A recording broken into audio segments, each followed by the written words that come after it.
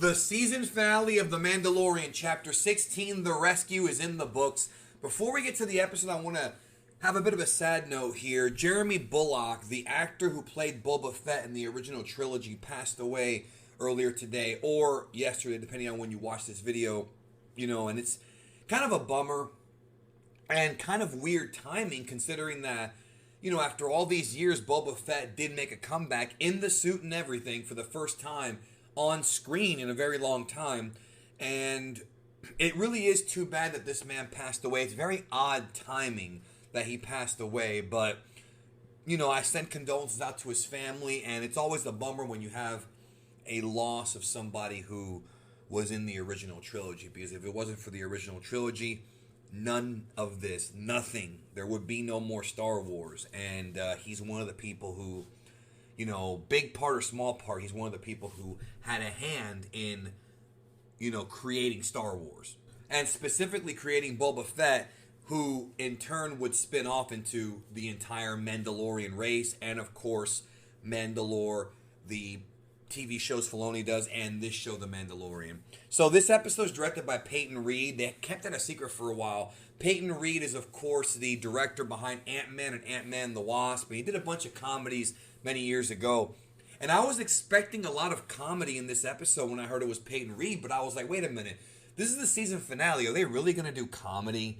There wasn't that much of it. The episode was a lot of fun. So early in the episode, they hijacked the ship with the professor on it, and they have some throwbacks to like the Death Star and Alderaan, and Cara Dune gets pissed off. It was pretty cool stuff. And then Mando and Boba Fett go meet up with Bo-Katan because they need her help. So Bo-Katan and Sasha Banks help out in this rescue of the child.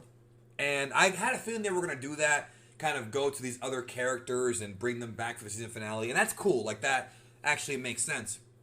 One thing I found kind of cool and wacky is that Sasha Banks gets into like a confrontation with Boba Fett, and they had this whole, Bo-Katan's talking trash. Oh, you're a clone. Your dad's a donor, and this and that and the other thing. And, real cold stuff, because obviously Boba Fett cares about his father. I mean, good side or bad side, he loves his dad. We saw when Jango Fett died in Attack of the Clones, he's holding the mask, and, it affected him. But with that being said, there's a scene here where Sasha Banks does literally like a DDT. Like, she... Whenever they put a wrestler in like a movie or a TV show and they do their wrestling move, it's always weird. Like, remember when The Rock did the Rock Bottom in like one of the Fast and Furious movies? And then he actually did it in, I think it was The Rundown. They have him do the Rock Bottom, and it's like, all right, bro, like, we get it. It's meta, but it's weird. So Sasha Banks doing it, she probably did her own stunts considering she knows how to do that move. It's a tilt-a-whirl DDT. And I'm watching it, and I'm like, what the hell's going on? But, they had a little scuffle, but they agreed to go work together, and they were going to go do the rescue and separate the two parties and go in and save the child. Also, the episode was only about 36 minutes long, with the credits included, and that surprised me. I was expecting like an hour-long season finale, but it really didn't need it. We also find out that the Dark Troopers are actually, like, not actually, with humans inside of them. They're just droids. They are, I guess that the Empire figured we're going to go back to droids, but we're going to make them more advanced. Because the whole reason why they went with clones is because why Palpatine went with clones, because they were more effective at being killers than droids. Stormtroopers wound up being more effective. Clone troopers first.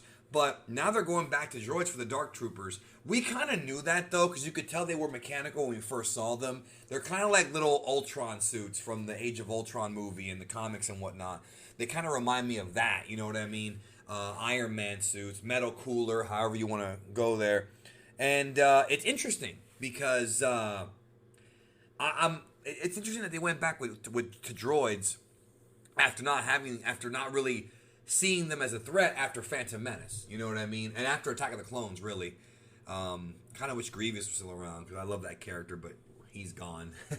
Anyways. So these Dark Troopers, they're like Terminators. I mean, they really are like Terminators, yo. They have this plan where Boba Fett's going to help them break into the ship or whatever by pretending to be chasing them. And it's kind of cool because we see like the TIE fighters, like how they get launched out from this little like tube thing. And then so Bo-Katan's ship breaks in. This is where the heist happens. You know, they break in. They're fighting stormtroopers. Mando gets into a fight with one dark trooper. He's kicking Mando's ass. I mean, he is kicking Mando's ass hard. He is kicking Mando's ass. And I mean, dude, it's awesome. Like, awesome. And so Mando launches him out into space or whatever. And they kind of remind me also not just of the Terminators, but also the Sentinels from the X-Men. They kind of have that, again, these kind of very difficult to beat, cybernetic, robots. Anyways, so they have the confrontation with Mando and Gideon. And Gideon says, I have what I wanted from the child. I've got his genetics, to bring a new order. So again, the First Order. They're hinting at the First Order because they got to get the child's genes to make Snoke. So that means they're not going to be retconning the sequel trilogy because Doomcock is full of shit. I mean, I haven't straight up said it before, but I'm saying it now. Doomcock is full of shit. He lies, he steals his information from other people like Jedi Paxis, and he adds his own bullshit to it. They're not going to retcon the sequel trilogy. It's not happening. It is not happening. He lies. He said Brie Larson was going to get fired from Captain Marvel, and they announced she was coming back from Captain Marvel in the second movie days after that. He literally makes up stories to tell you what you want to hear. Doomcock is the same as Mike Zero. Hopefully people understand this by now. I really hope that by now you understand this. Sorry for the rant, but I had to get it out, okay? I might do a whole video on this because it's just, I'm tired of it. Anyways, I probably won't. Back to the Mando, because the end of this episode had me crying. The end of this episode had me crying legit. So, okay, let's get back to it. So, man, no wonder they kept it a secret. So, Gideon has this awesome fight with Mandalorian, right? He's using the Darksaber, Mando's using the spear, they're just going at it. Mando wins the fight because he's way more experienced than Gideon and takes the child into the bridge and everything. But the Dark Troopers come back because they're in space. They don't have to breathe. They come back in. There's a whole legion of them about to break in. Then all of a sudden a TIE fighter comes up out of nowhere and lands inside the ship. And I'm like, well, who could this be? Right? And then suddenly a Jedi comes out. And the guy's cloaked. And this Jedi has a green lightsaber. And I'm like, no, they're not going to do what I think they're going to do. And I'm just looking at this like, no, they're not doing it. They're not going to do it. No, don't fuck with me. Don't fuck with me, Jon Favreau. Don't fuck with me, Dave Filoni. No, they're not going to do it. They're not gonna, no, don't tell me. He proceeds to destroy the Dark Troopers by himself. I mean, he is cutting them up like mincemeat, yo. Mando couldn't fuck with them. Freaking other people, Dark Troopers are very difficult to beat. And he literally one by one chops them up. Boom, boom. I mean, this was a scene that needed to be seen to be believed. Listen to me. It needs to be seen to be believed. Wow. I mean, dude. Wow. So, he is destroying them. And then Mando realizes he's come for the child. Because, the whole beacon thing. So, he says, open the doors. And at first, he doesn't want to give up the child. Very sad. He takes off his mask to look at the child. And, very, very sad.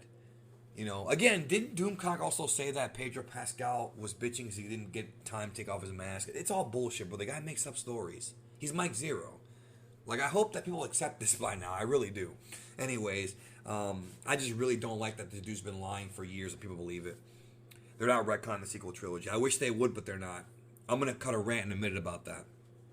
So he opens the door, the guy unmasks, and it is Luke Skywalker. And in the credits, it even says, and Mark Hamill. So Mark Hamill did come back to play Luke Skywalker here. They did the de-aging technology, so he looks like Luke from Return of the Jedi. This is what we wanted from the sequel trilogy. This is what we wanted. We wanted to see Luke fucking people up with the lightsaber and showing to be the most powerful Jedi in the galaxy after defeating his father, training with Yoda, learning what he can about the Force.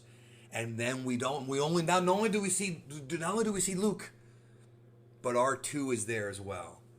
I couldn't believe it.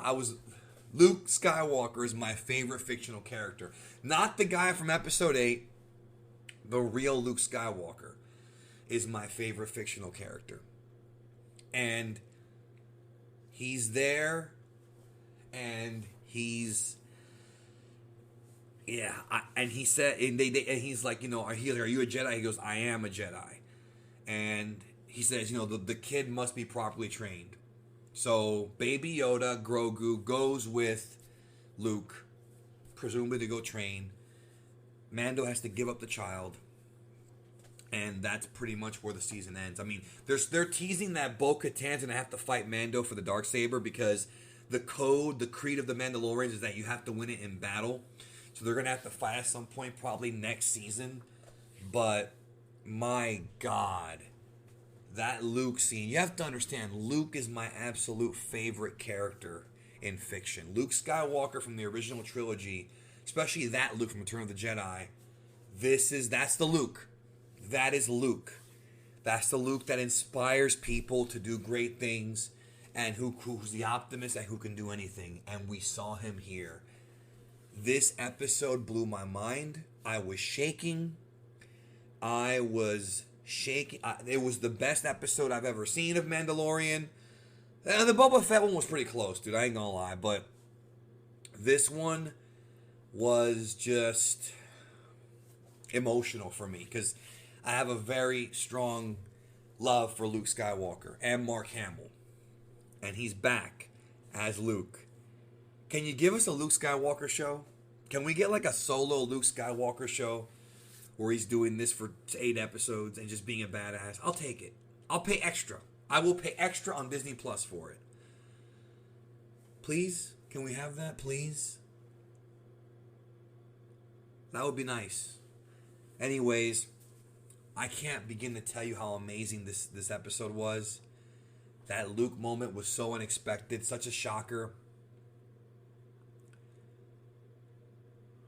Yeah, it was a lot of fun. It was action nonstop.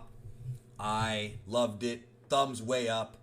Tremendous season. I'm going to do a review of the entire season soon. There are some issues. It's not perfect, but I had fun. And that's the most important thing. Thank you for watching. I hope you have a great day. And we'll talk soon.